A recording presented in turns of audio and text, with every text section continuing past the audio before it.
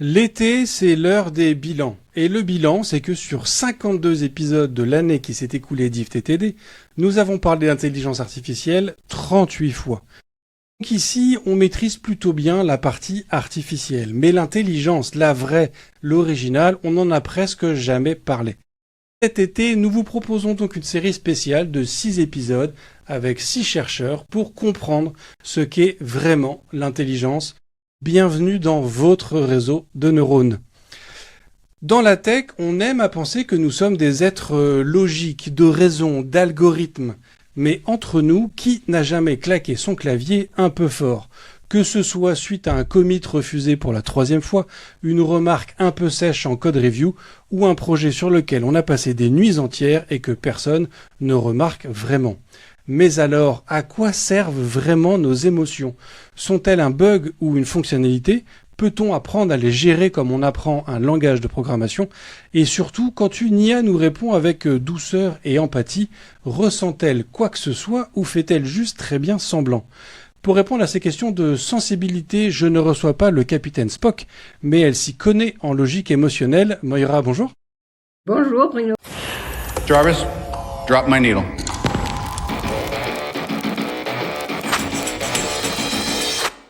Bonjour, je suis Bruno Soulez, je suis un dev, D-E-V, pour différents, extraordinaires et visionnaires. Bienvenue dans If This Then Dev, le podcast qui veut résoudre le problème avant de passer au dev.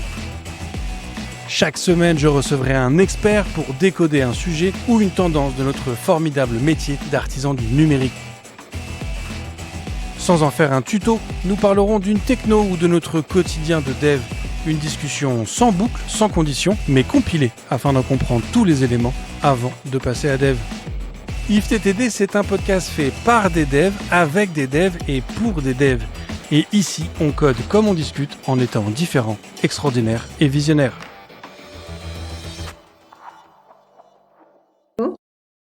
Alors Moira, est-ce que tu pourrais te présenter pour les quelques personnes qui ne te connaîtraient peut-être pas ? Oui, je suis Moira Mikoladjak, professeure à l'Université catholique de Louvain, en Belgique. J'ai consacré 15 ans de ma vie à l'étude des émotions et des compétences émotionnelles avant de me spécialiser dans l'étude du burn-out et plus spécifiquement du burn-out parental. Et donc, dans ma première moitié de vie professionnelle, je vais dire, une partie de mon travail a consisté à essayer de voir dans quelle mesure est-ce qu'on pouvait améliorer nos compétences émotionnelles à l'âge adulte. Et on va en discuter parce que je pense que c'est un des grands objectifs de ce jour. Mais donc voilà, ça m'a occupé pas mal d'années et j'ai eu la chance d'ailleurs d'aller faire mon postdoc à l'université de Stanford aux États-Unis auprès du plus grand spécialiste au monde de la régulation des émotions qui est toujours d'ailleurs le professeur James Gross. Donc voilà, une petite introduction. C'est canon. Écoute, je pense qu'effectivement le sujet va être passionnant parce qu'effectivement on fait cet été une série spéciale donc de 6 épisodes, comme je l'ai dit, autour de cette notion de d'intelligence. Et effectivement, on peut avoir parfois l'impression que l'intelligence est quelque chose d'extrêmement logique, d'extrêmement rationnel, mais on parle aussi de l'intelligence émotionnelle qui semble être quelque chose qui fait partie de manière assez intégrante de nos vies quotidiennes. Est-ce que tu pourrais nous décrire un peu ce qu'on entend par ce terme d'intelligence émotionnelle ? Oui, donc l'intelligence émotionnelle, c'est le nom qu'on donne à un ensemble de compétences émotionnelles. Et en réalité, il y a 5 grandes compétences émotionnelles. La première, c'est la capacité à identifier ce qu'on ressent et ce que les autres ressentent. Et ça, c'est un point important parce que dans l'intelligence émotionnelle, il y a 2 versants. Un versant qu'on appelle intrapersonnel, qui va concerner le traitement de nos propres émotions. Et puis, un versant interpersonnel qui concerne le traitement des émotions des autres. Et donc, dans chacun de ces versants, on va avoir 5 compétences. Et donc, la première compétence, c'est bien la capacité à identifier nos émotions et puis celles d'autrui. Alors, ça peut paraître très simple. Ben oui, évidemment, quand je crie, je sais que je suis en colère. Quand j'ai une grosse boule dans le ventre, je sais que je suis stressée. Oui, ça a l'air simple. Eh bien, c'est pas si simple parce qu'en fait, il y a un double enjeu dans la capacité à identifier ces émotions. Il y a les identifier suffisamment précocement, c'est-à-dire identifier que je commence à être agacée, irritable avant d'exploser de colère, parce que c'est beaucoup plus difficile, on va le voir ensuite, de réguler une émotion quand elle est très intense que quand elle en est à ses premiers prémices. Et Et l'autre aspect, c'est une fois que j'identifie que je suis pas bien, même si je l'identifie précocement, est-ce que j'arrive à identifier si je suis pas bien stressée, irritée, coupable, honteuse ou un mélange de tout ça? Et on peut donc être capable d'identifier plus ou moins bien ses propres émotions et de même celles des autres. On arrive tous à identifier que quelqu'un qui hurle est en colère ou que quelqu'un qui pleure est triste. Mais en réalité, la plupart d'entre nous, adultes, on régule très souvent nos émotions de sorte que, contrairement à un enfant qui est frustré dans le magasin parce que sa mère lui a refusé le paquet de bonbons et qui se roule en boule dans le supermarché en hurlant, mais nous ne faisons pas ça. Donc en fait, nos émotions, elles sont exprimées à bien moindre intensité et bien plus brièvement, ce qui complique la tâche pour les personnes qui ont des difficultés à identifier les émotions. Ils n'ont pas le temps en fait de saisir que leur interlocuteur ressent une émotion, ou parfois ils saisissent que l'interlocuteur ressent une émotion, mais ils n'arrivent pas à voir exactement de quelle émotion il s'agit. Et si je vois que vous ressentez une émotion négative, on va le dire comme ça, et que je pense que c'est de la colère, j'ai mal identifié, alors qu'en fait vous ressentiez de la honte, ben, ça va colorer évidemment le rapport différemment. Donc ça, c'est la première grande compétence émotionnelle, c'est la capacité d'identification des émotions. La seconde grande capacité, c'est la capacité à comprendre nos émotions. Et là encore, on peut se dire, bah oui, c'est assez simple de comprendre pourquoi je ressens telle émotion. C'est facile pour certains d'entre nous. Pour d'autres, on va avoir tendance, une des erreurs les plus fréquemment commises, c'est différencier c'est confondre en fait le déclencheur de la cause. Donc je vous donne un exemple. Imaginons que j'ai eu une journée extrêmement stressante, j'ai pas bien dormi cette nuit à cause de la chaleur, ça fait plusieurs nuits que je dors pas bien. Il y a eu beaucoup d'événements dans ma vie privée qui ont été compliqués ces derniers temps. Et puis, alors, je reviens chez moi, je prépare le repas, et imaginons que ma fille a très très envie que je vienne voir ses Playmobil, et je lui dis, écoute Louise, je suis en train de préparer le repas, puis elle m'a dit, mais allez, viens voir, j'y ai passé toute la journée, puis en plus j'étais toute seule, etc. Je lui dis, j'arrive, mais je vais d'abord terminer de cuisiner. Et puis elle scie. Et à un moment donné, je pourrais vraiment m'énerver en disant, Louise, ça suffit maintenant, je dois me concentrer sur le repas. Et je pourrais penser que Louise est la cause de mon émotion de colère. En réalité, ça serait une erreur. Elle est le déclencheur, elle est le sommet de l'iceberg, mais en dessous de ça, il y a eu plein de couches. Et si je ne le comprends pas, je vais faire porter à ma fille tout le poids de mon énervement. Si je le comprends, je vais pouvoir à un moment donné lui dire, écoute, je m'excuse, c'est compliqué, etc. Et nos rapports vont être simplifiés. Donc ça, c'est la deuxième grande compétence émotionnelle, c'est la capacité à comprendre ses émotions. Et il en va de même pour la compréhension des émotions des autres. Parfois, notre conjoint nous répond de manière un peu sèche ou quelque chose, et on peut penser que on peut s'énerver en disant, mais enfin, pourquoi est-ce que tu me traites comme ça? Si on comprend qu'en fait, là, justement, nous, on est peut-être le sommet de l'iceberg pour lui, qu'il a une journée difficile, une semaine difficile, on va réagir différemment. Alors, la troisième grande compétence émotionnelle, c'est la capacité à exprimer ce qu'on ressent, mais à le faire de manière constructive, acceptable. Et là encore, il y a des grandes différences entre les individus. Une partie d'entre nous, on n'arrive pas du tout à exprimer ce qu'on ressent. C'est comme si les mots, quand on n'est pas content ou qu'on est triste, qu'on est frustré, ça reste comme une grosse boule dans la gorge, on n'arrive pas à exprimer. Et puis, une autre partie des personnes qui ont des difficultés à exprimer leurs émotions, c'est plutôt l'opposé, c'est-à-dire qu'ils expriment tout de suite, comme ça vient, comme ils le ressentent, sans aucun filtre, sans se demander si c'est le bon moment pour l'interlocuteur, si les mots sont bien choisis, si l'autre va pouvoir vraiment comprendre ce qu'on est en train de lui dire. Et donc l'expression est là, mais elle n'est pas constructive. La quatrième dimension, la quatrième grande compétence émotionnelle, c'est la capacité à réguler ses émotions. Et là encore, on peut voir de grandes différences entre les individus. Certaines personnes arrivent vraiment à réguler leurs émotions de manière très très flexible, à la hausse, à la baisse, en fonction du contexte. Ils peuvent augmenter leur enthousiasme pour une tâche qui les ennuyait au départ. Ils peuvent diminuer leur irritation quand ils sentent qu'elle ne va pas être productive, etc. Et puis, d'autres personnes ont beaucoup plus de difficultés à réguler leurs émotions. Et certains vont, du coup, réguler tout le temps. Ils vont mettre un couvercle sur leurs émotions parce qu'ils ont tellement peur de ne pas arriver à les gérer qu'ils les surrégulent. Mais du coup, ils se privent, en fait, de l'information qu'apportent les émotions. Et d'autres personnes, les émotions vont sortir un peu comme une cocotte minute là, et ils ont l'impression qu'ils n'arrivent jamais à remettre le couvert, qu'ils n'ont pas de prise sur leurs émotions. Et ça, c'est évidemment angoissant pour eux, mais aussi pour les autres.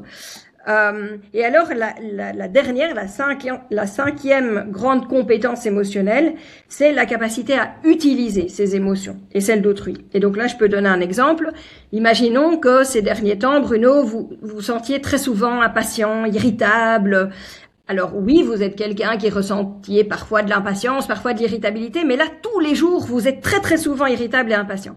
Et donc, à un moment donné, vos proches vous le font remarquer, puis vous dites, oui, c'est vrai que j'ai beaucoup travaillé ces temps-ci, il y a eu pas mal de trucs, j'ai cette irritabilité, ça me montre que je suis à cran et qu'en fait j'ai besoin de vacances. Donc là, vous comprenez correctement le message que véhicule votre émotion, donc votre compréhension est bonne. Mais c'est pas pour autant que vous pourriez l'utiliser. Une partie des personnes qui ont bien compris le message véhiculé par leurs émotions va juste ignorer le message. On fait comme si on n'avait rien entendu. Et une autre partie va effectivement être capable de prendre en compte, d'utiliser ce message et va réserver, qui un petit week-end en amoureux, qui des vacances, un sauna, tout ce que vous voulez, pour vraiment se détendre.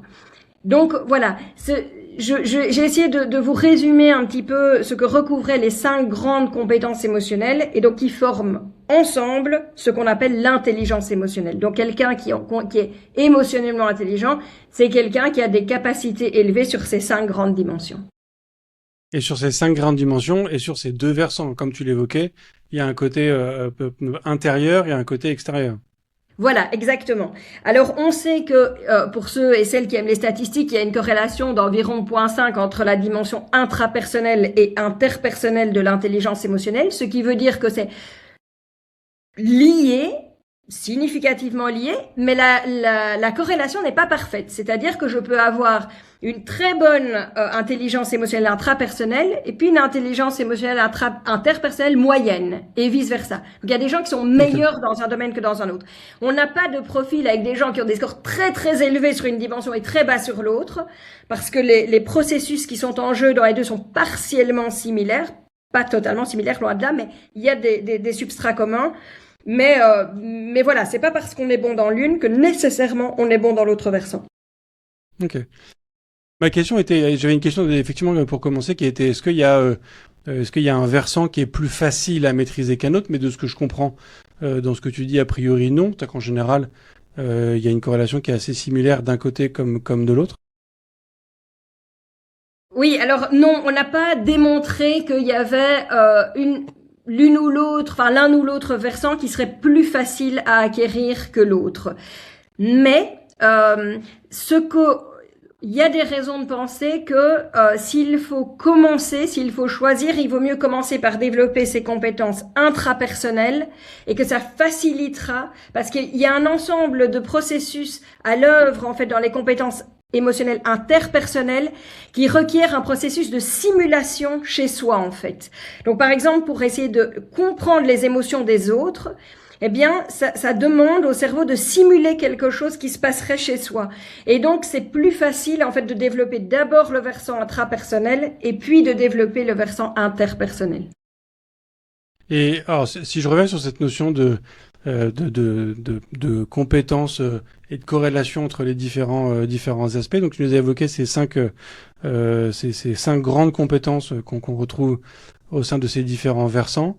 Est-ce que l'ordre dans lequel tu nous les as donnés correspond peut-être aussi à un ordre de facilité, de maîtrise de la compétence, ou est-ce que de la même manière qu'entre chaque versant, c'est assez corrélé, en général, quand on maîtrise l'une, on maîtrise à peu près au même niveau l'autre?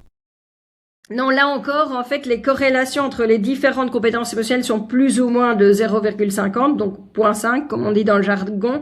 Donc, ça veut dire que c'est significativement lié, mais pas totalement. De fait, et l'ordre dans lequel je les ai mentionnés, c'est l'ordre dans lequel il est le plus logique de les enseigner.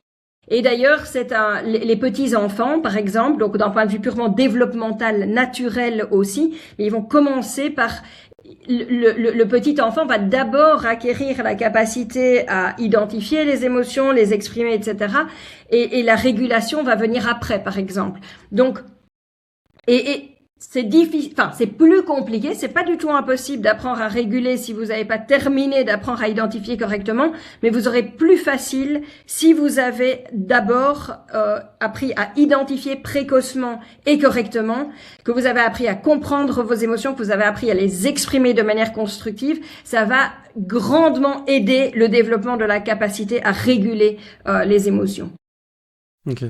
Donc il y a aussi, je crois, une notion d'apprentissage qui me semble assez forte. J'avais entendu il y a longtemps, quand j'étais jeune papa, où du coup on parlait de de ces émotions des enfants quand ils sont tout petits, où on a l'impression que les émotions sont toujours, enfin qu'un enfant est soit très heureux, soit très triste. Et j'avais lu quelque part, ou j'avais entendu quelque part, que c'est qu'en fait l'enfant n'ayant pas vécu grand-chose, en fait quand il est heureux, en fait, il a quasiment jamais été aussi heureux que ça de sa vie, donc c'est sa plus grande joie qu'il a jamais expérimenté de sa vie. De la même manière, quand il est triste, il a jamais été aussi triste de toute sa vie, donc c'est pas qu'il est en surexpression, c'est qu'en fait, il a pas de comparaison de petites tristesses versus des grandes tristesses. Alors déjà, est-ce que cette chose que j'ai entendue est vraie ou est-ce que c'est une légende urbaine? Et est-ce que du coup, cette maîtrise des émotions est surtout question d'expérience?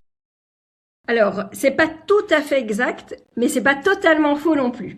Okay. Alors, ce qui n'est pas tout à fait exact, c'est la partie que chaque joie sera comme si elle était totalement nouvelle et donc particulièrement intense parce qu'elle serait nouvelle, entre guillemets.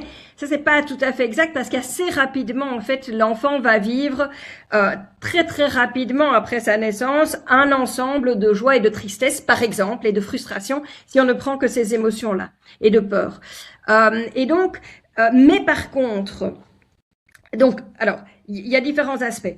Donc, quelque chose qui va faire que les émotions de l'enfant nous semblent intenses à nous, c'est que l'enfant, jusqu'à ses 6 ans, il n'a presque pas de capacité à réguler tout seul son émotion. Donc, nous, adultes, on peut réguler tout seul. L'enfant, en fait, ses émotions vont être co-régulées par l'adulte. Et donc, c'est pour ça que vous allez voir, par exemple, des mamans ou des papas au supermarché, on voit que l'enfant s'impatiente dans sa poussette, il commence à geindre, et puis papa ou maman sort son trousseau de clés et va l'agiter, là, pour attirer l'attention de l'enfant ailleurs, ou saisir un paquet de bonbons, faire du bruit.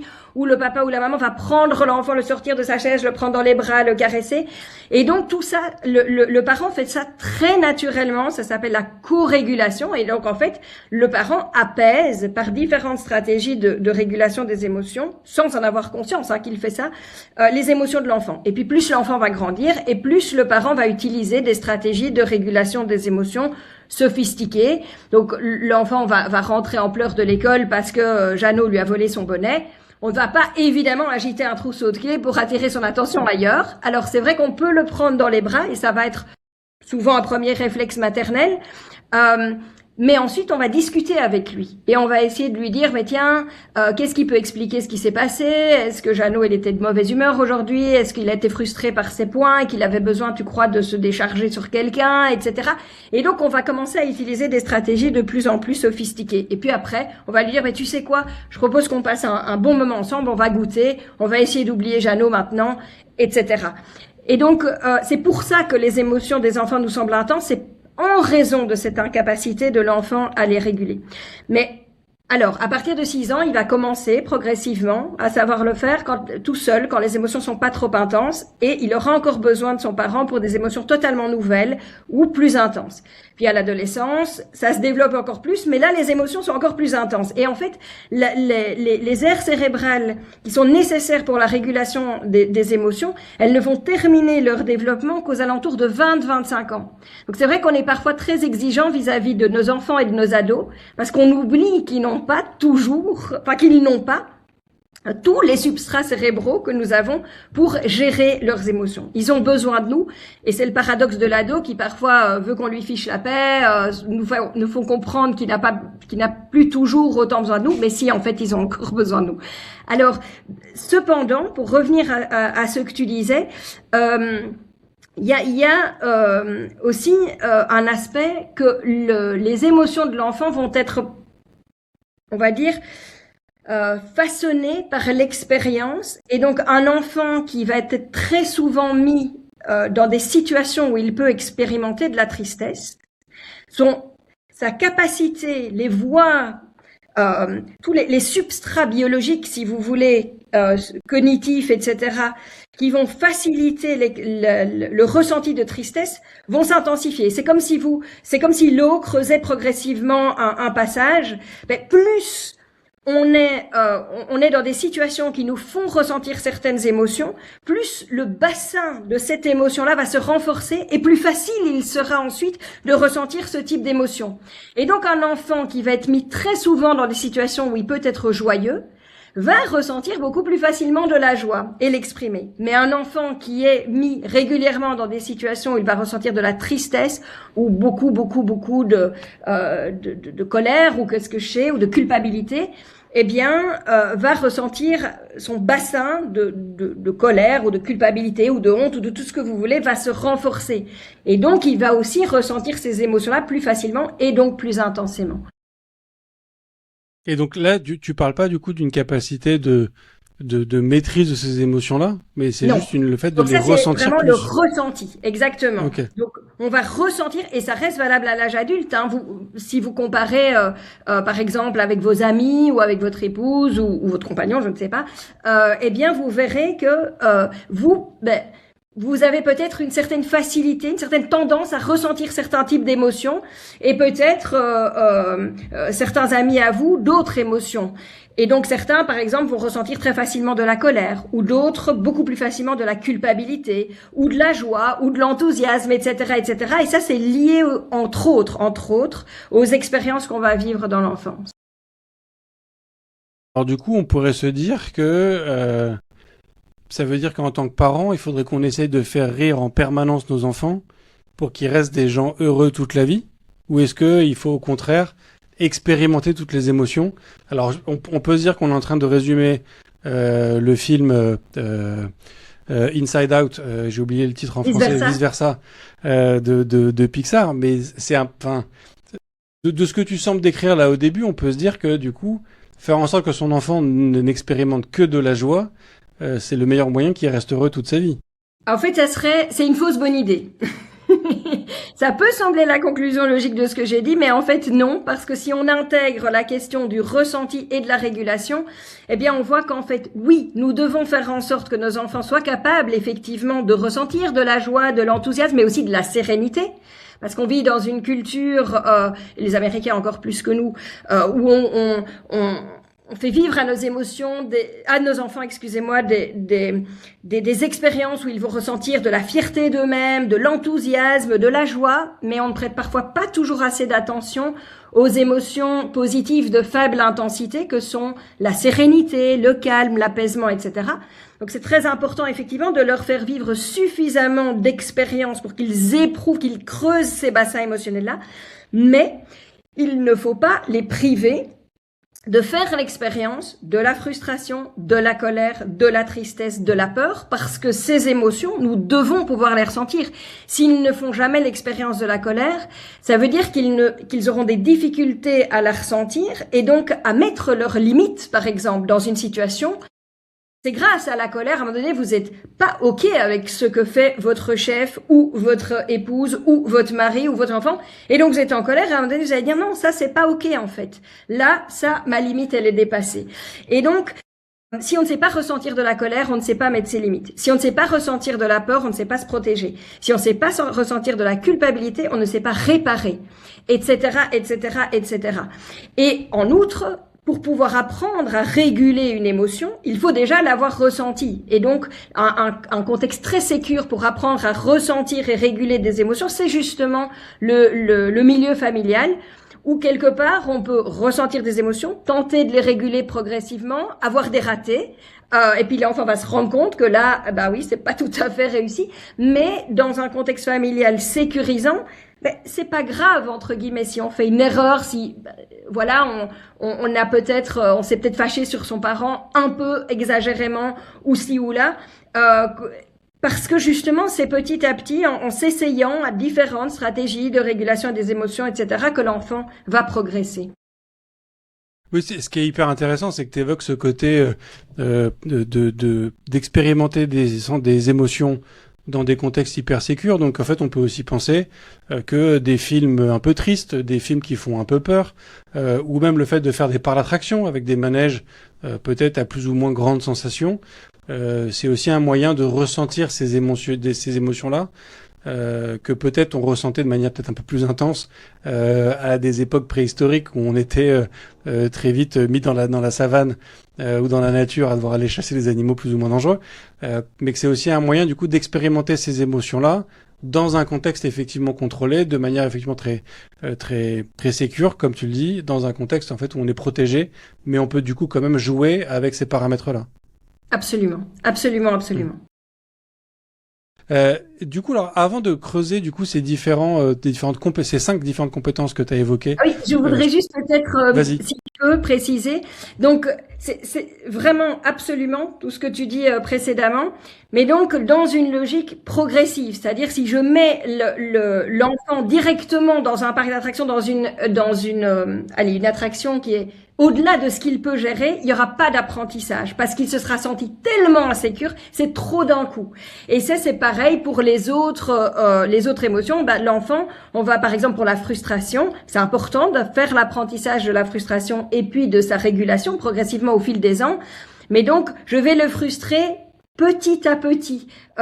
Il faut que ça reste ce qu'on appelle dans la zone proximale de développement. Et donc, dans quelque chose que l'enfant qui ne le déborde pas complètement, parce que sinon, évidemment, il y a le risque que ça soit tellement aversif que l'enfant ne veuille plus jamais s'y confronter. Et puis, dans des cas de peur, de terreur, de trauma, alors, et ça, c'est pas ce qu'on veut, bien sûr. Oui, bien évidemment, je conseillais pas aux auditeuristes, de mettre leur enfant de 6 ans face à Freddy les griffes de la nuit, à 23h. Ce serait pas effectivement un bon projet. Effectivement, le faire de manière progressive, tu as raison, c'est bien de le préciser.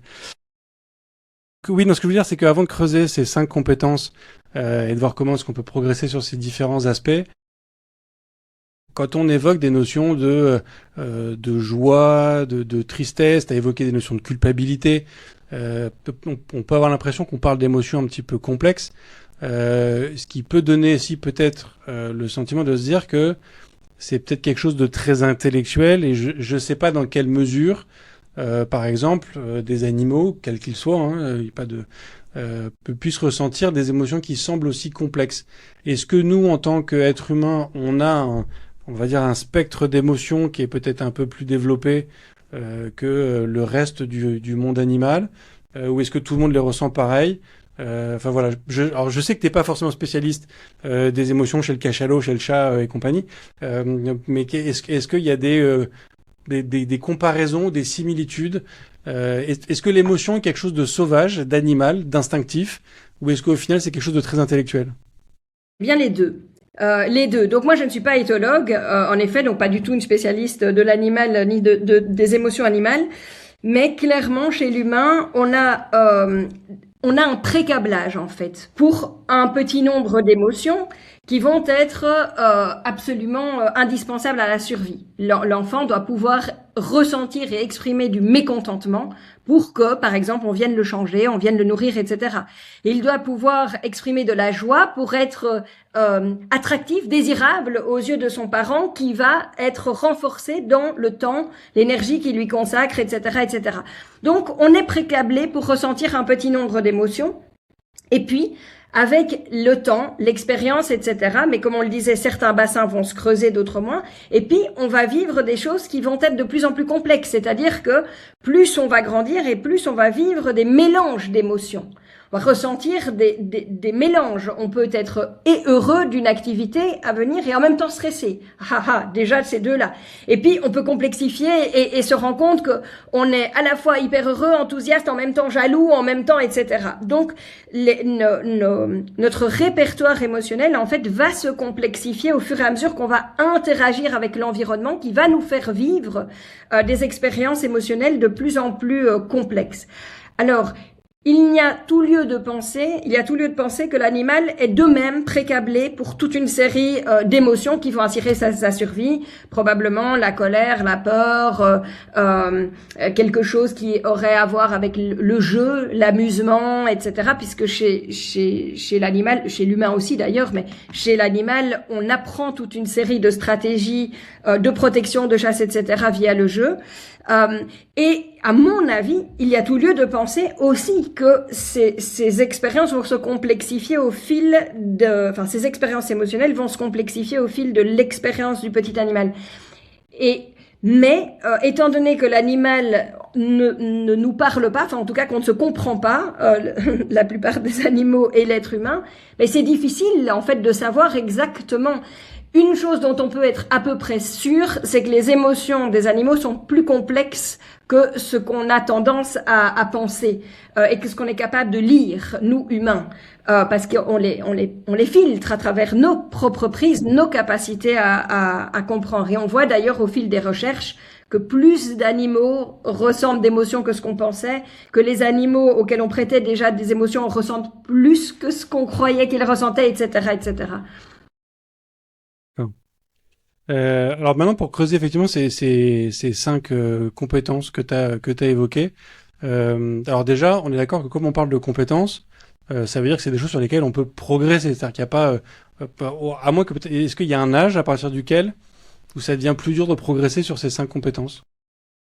Non, alors oui, donc tu as raison, on parle de compétences parce que c'est quelque chose qu'on peut développer, et donc ces 5 compétences émotionnelles que j'ai préalablement citées, on peut les développer, et a priori, en tout cas jusqu'à un âge avancé. On a mené, mon équipe, mais aussi toute une série d'autres à travers le monde, des études où on cherche justement à développer ces compétences émotionnelles pour voir jusqu'à quel point on peut les développer, quel est l'effet de ce développement sur toute une série de domaines de notre vie.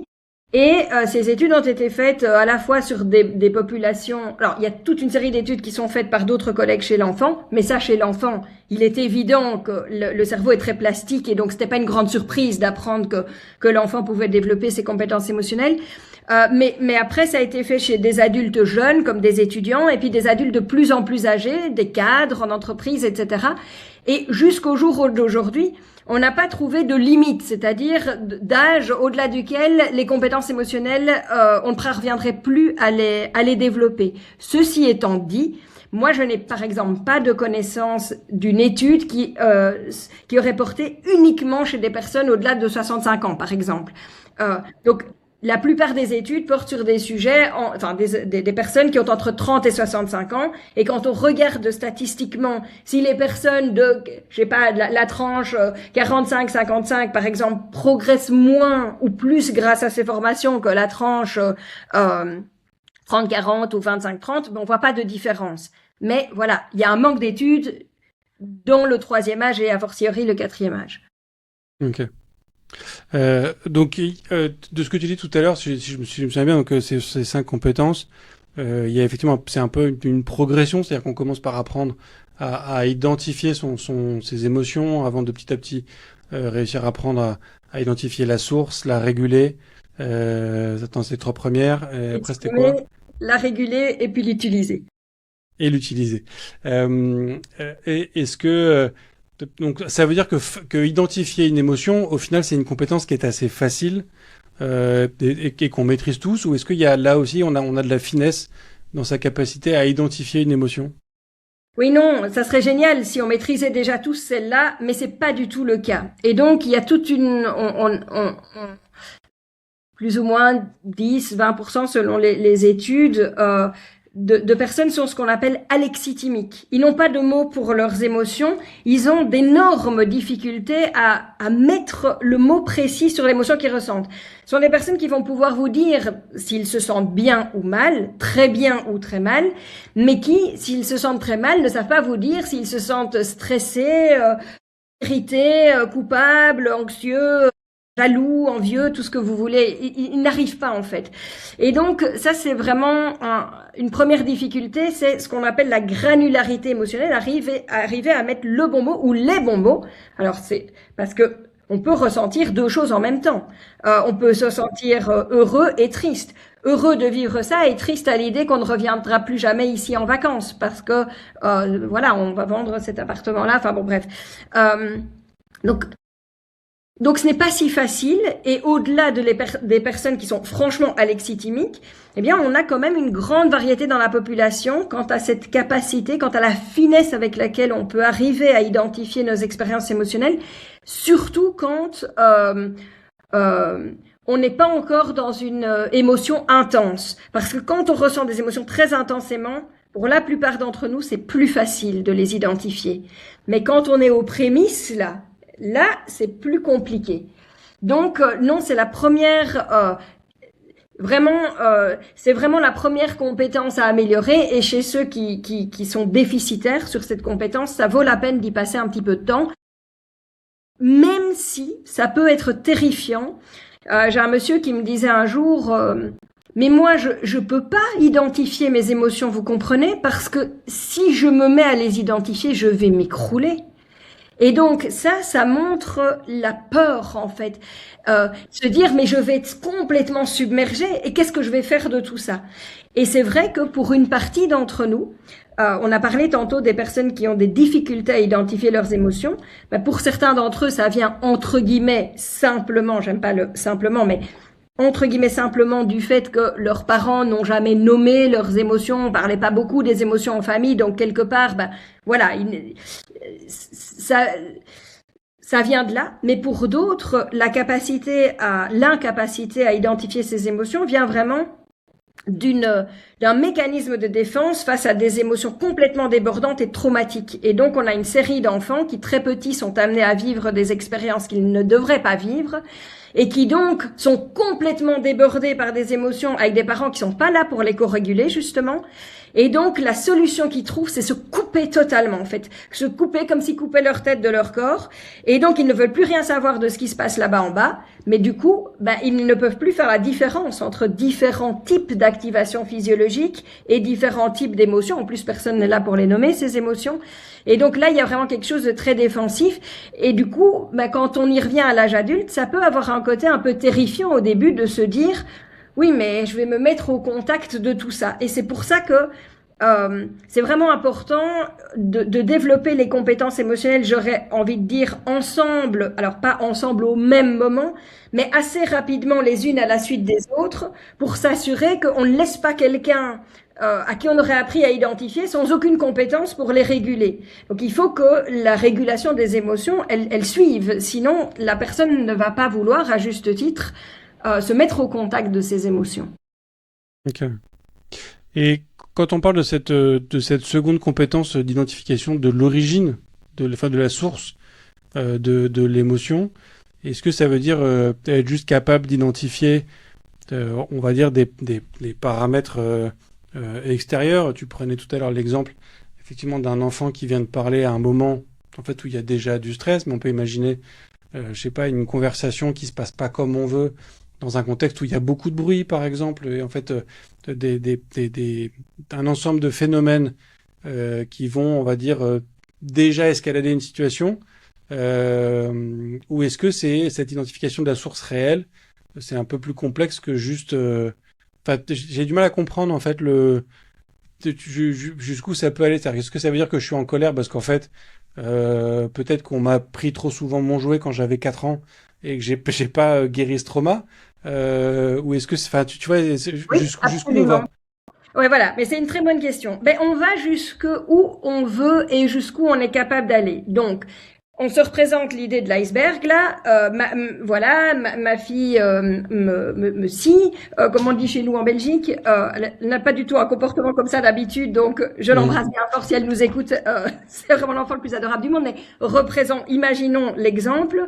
Je peux constater, faire seulement 2 couches, me dire ok, le sommet de l'iceberg, la partie émergée, c'est la situation, elle m'a scié, j'étais énervée. Puis on peut descendre d'une couche et aller voir la première couche en me disant oui, mais ok, mais c'est pas tout à fait de sa faute parce que j'étais quand même très fatiguée ces temps-ci. Parce que j'ai pas dormi, parce que j'ai eu trop de boulot. Je me limite à une couche, mais c'est déjà pas mal d'avoir été voir une couche de la partie immergée, parce qu'au moins je sais que c'est pas totalement de sa faute, qu'il y a aussi une part qui est je vais pas dire de ma responsabilité, mais qui est chez moi. Mais après, je peux descendre encore en me disant oui, mais ok, je suis fatiguée parce que j'ai mal dormi, mais je suis aussi en fait énervée pour le moment parce que j'ai l'impression qu'on me sollicite trop de tous côtés. Mais qui c'est ce on? Est-ce que c'est au travail que je me sens sursollicitée? Est-ce que c'est à la maison et qui? Et puis je peux descendre encore. Et comme tu dis, se dire mais qu'est-ce qui fait que si souvent je me mets en colère, que cette émotion-là, elle vient facilement, là où d'autres auraient d'autres. Et alors on peut descendre et se dire mais voilà, il y a peut-être des choses effectivement que j'ai vécues enfant qui font que cette émotion-là, ce bassin-là, il a été davantage creusé. Mais on n'est pas obligé, je vais dire, de descendre nécessairement jusque tout au fond de l'iceberg. Mais parfois, juste se rendre compte des 2 premières couches immergées, c'est déjà pas mal. Ok. Alors, les deux compétences suivantes, donc les compétences 3 et 4, où tu nous as dit, donc c'est savoir exprimer ses émotions et savoir les réguler.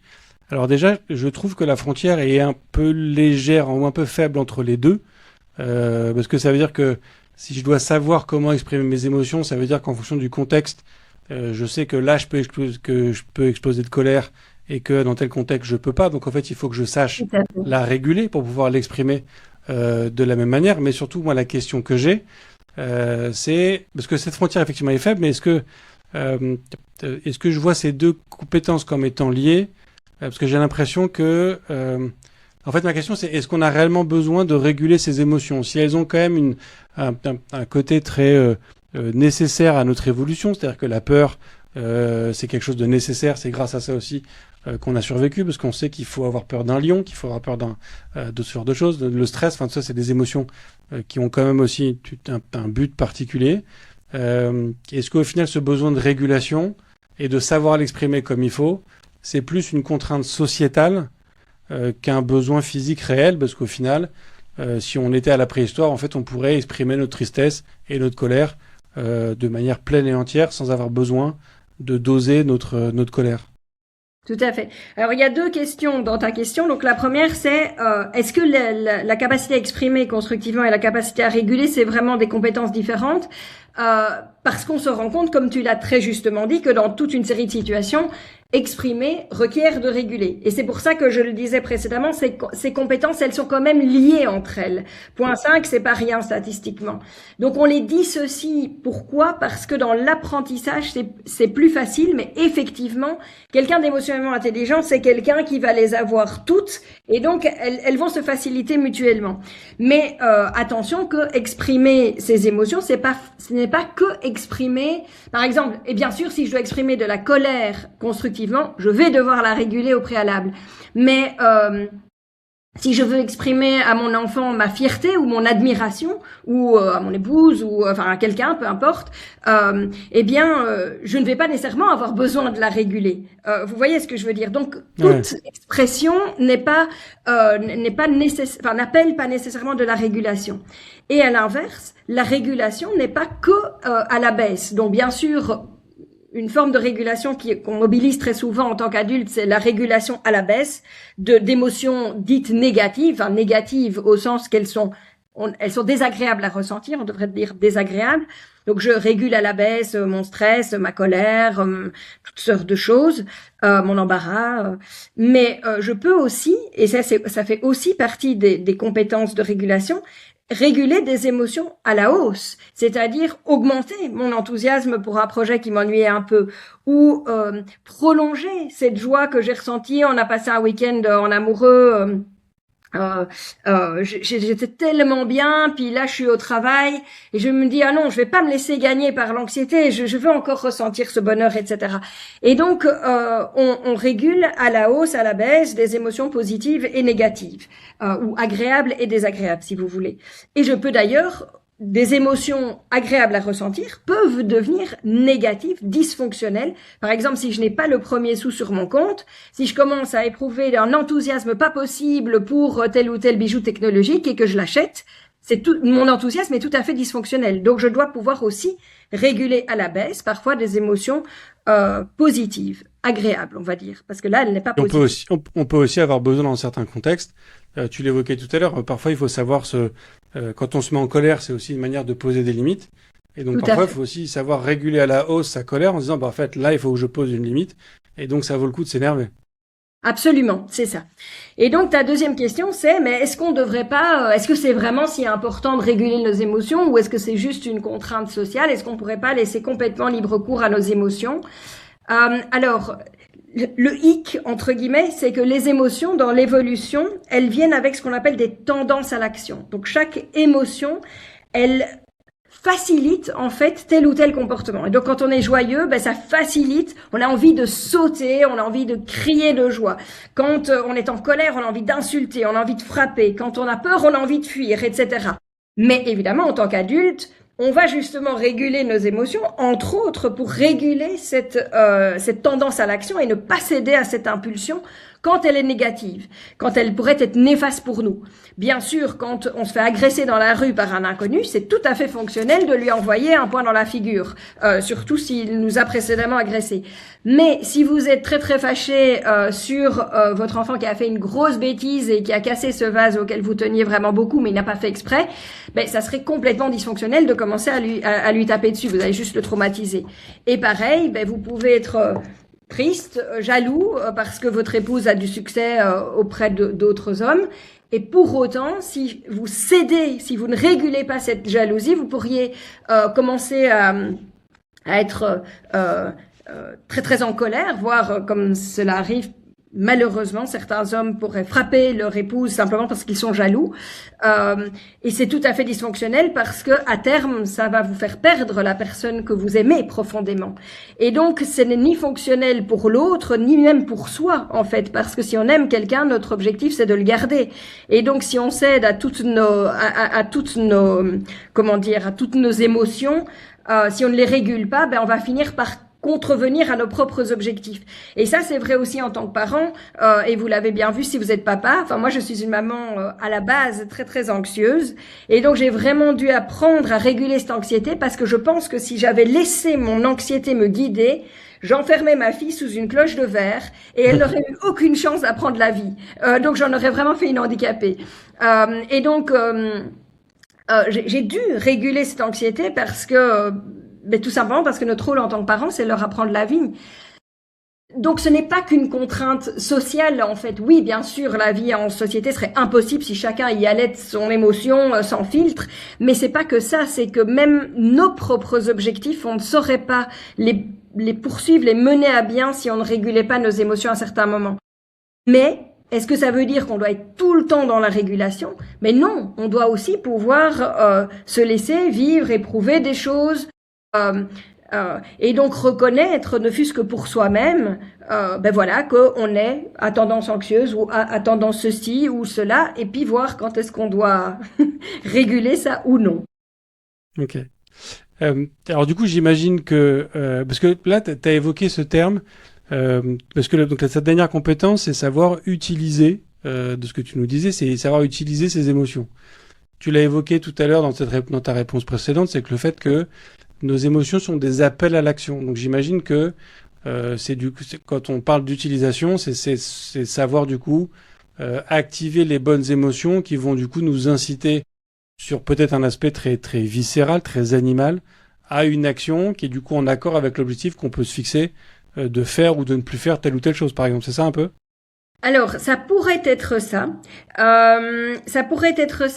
Mais là, j'ai peut-être l'impression, moi je le classerais peut-être plus comme de l'uprégulation de telle émotion qui serait nécessaire. Du genre, je sais que je performe mieux sur une tâche si je suis anxieuse, je vais générer chez moi de l'anxiété pour avoir ou je sais que je sais pas, moi je suis un joueur de boxe, je sais que je suis meilleur quand je suis enragé, je vais upréguler, donc augmenter ma colère pour avoir le plus de force possible, etc.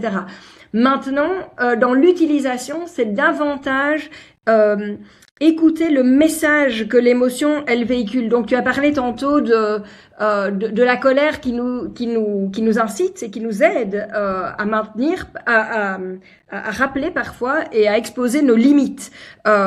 Et donc là, ça serait plutôt de se dire, tiens, cette colère, elle me dit quoi? Alors parfois elle me dit des choses sur moi qui sont pas très intéressantes, mais parfois elle me dit que là, l'autre, il est allé trop loin. Il ou elle n'a pas été respectueuse de choses. Et dans ce cas-là, qu'est-ce que je vais faire de ça? Est-ce que je vais aller casser la figure à l'autre? Pas forcément. Mais est-ce que je pourrais revenir vers ma hiérarchie en disant, écoutez, là, il s'est passé ça. Et j'ai l'impression que ça, c'est pas OK, en fait. En tout cas, moi, je suis pas confortable avec ça.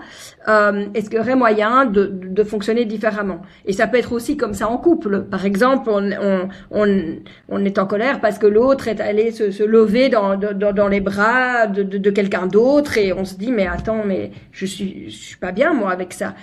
Et là, on pourrait dire, mais voilà, quand tu fais ça, moi, là, ça me va pas. Ça me convient pas, en fait.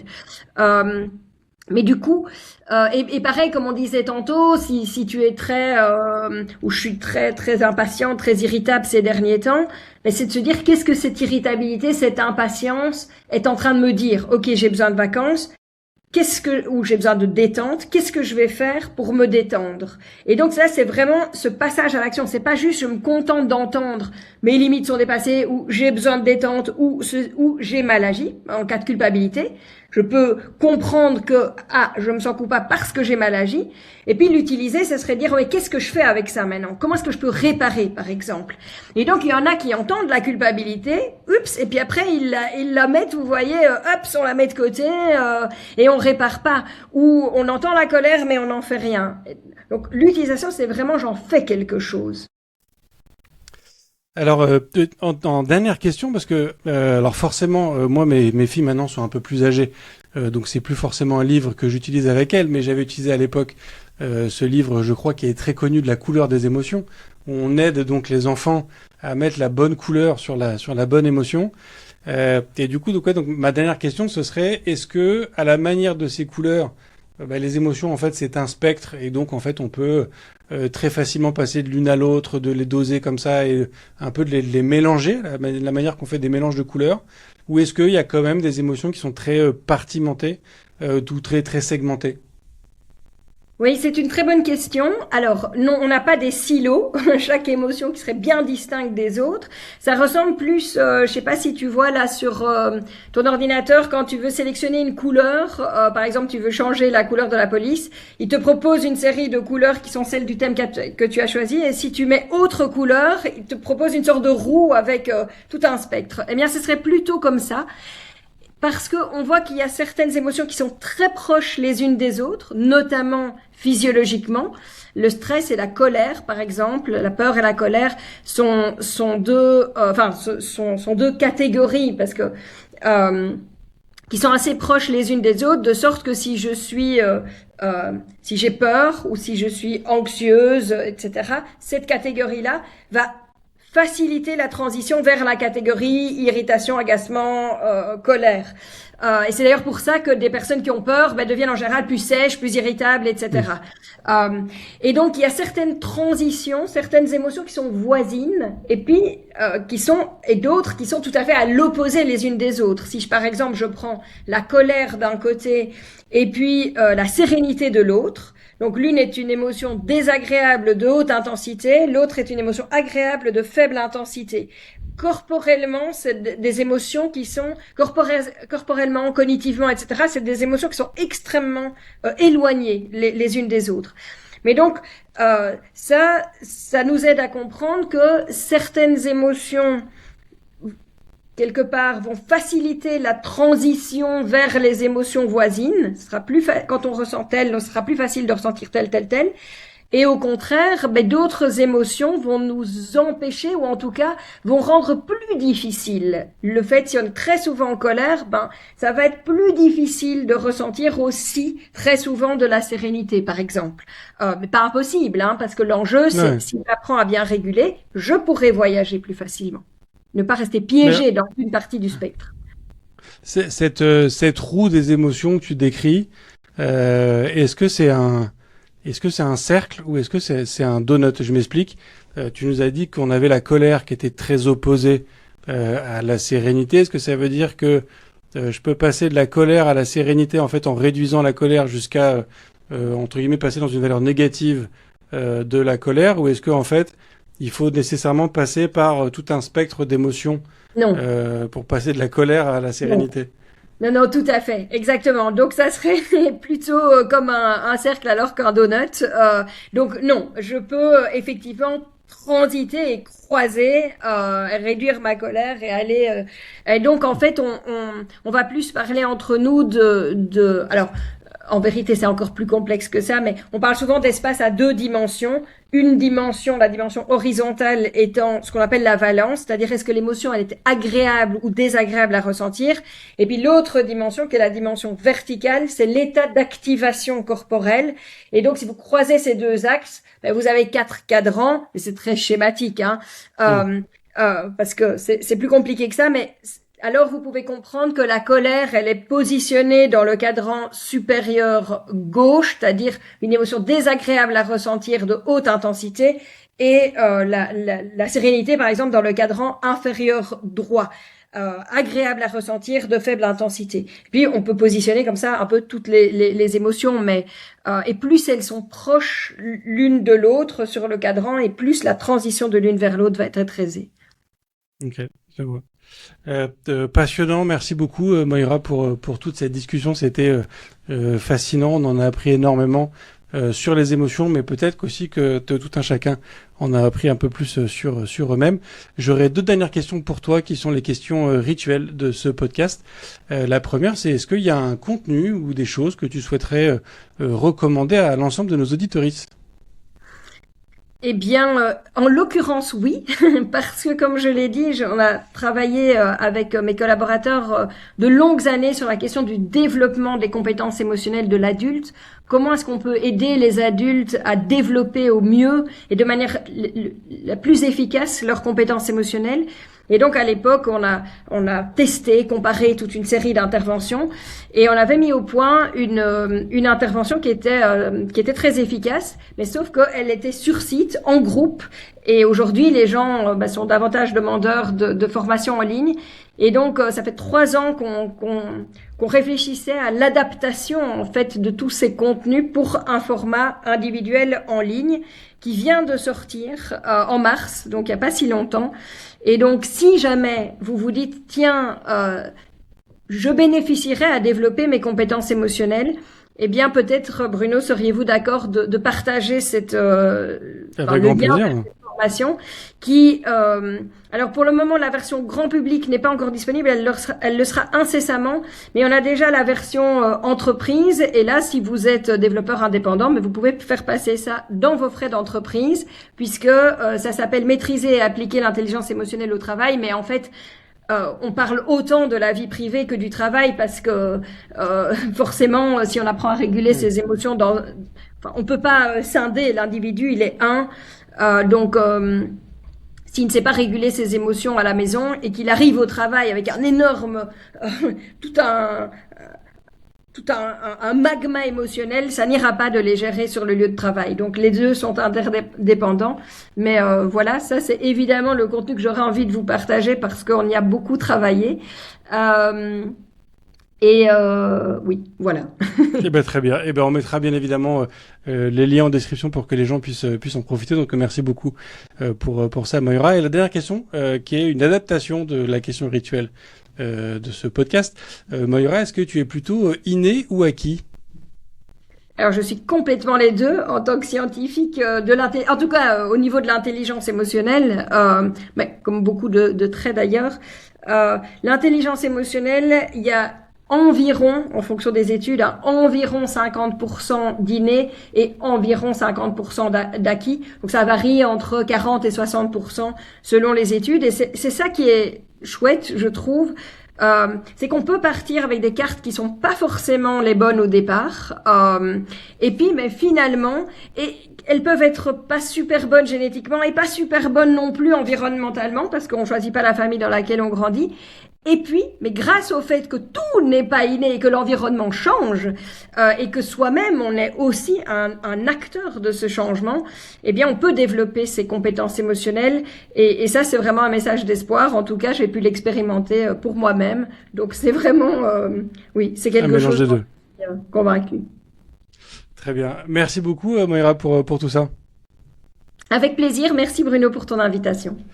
Et merci à tous et à toutes d'avoir suivi cet épisode. Alors déjà, j'espère que vous passez de bonnes vacances, parce que le but de cette série, c'est aussi de vous occuper pendant vos vacances. J'espère que vous avez aussi appris beaucoup de choses sur la gestion de vos émotions, au-delà de ce qui pouvait déjà être raconté dans Vice Versa, mais qui ne suffit pas. Donc c'est effectivement top d'avoir avec Moira toute cette explication et de toutes ces compétences sur la gestion de nos émotions et de ce qu'on appelle donc effectivement l'intelligence émotionnelle, sur lequel nos LLM ou encore quand même beaucoup de choses à apprendre par rapport à nous. Comme toujours, moi je vous remercie de partager ce podcast autour de vous. J'ai hâte de vous retrouver à la rentrée pour toute une série d'épisodes. On a plein de sujets prévus. Ça va être encore une année passionnante dans le monde de la tech et dans le monde du dev. Je vous souhaite donc une très bonne fin de vacances. Je vous donne rendez-vous en septembre et d'ici là, codez bien.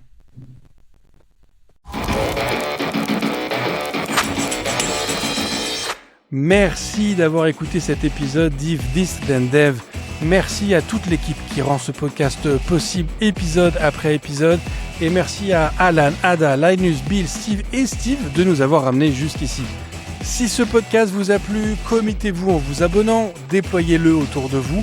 Et vous pouvez aussi nous faire une code review en nous laissant 5 étoiles sur votre plateforme de podcast préférée. Rejoignez la conversation sur tous les réseaux sociaux où nous sommes présents. Donnez-nous les invités que vous aimeriez entendre ou les sujets qui vous intéressent sur @bibir BEAR ou @ifthisdendev. Vous retrouverez aussi tous les épisodes sur notre site ifttt.io.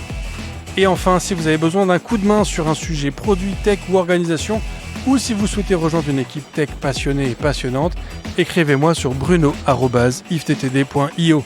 Merci à tous.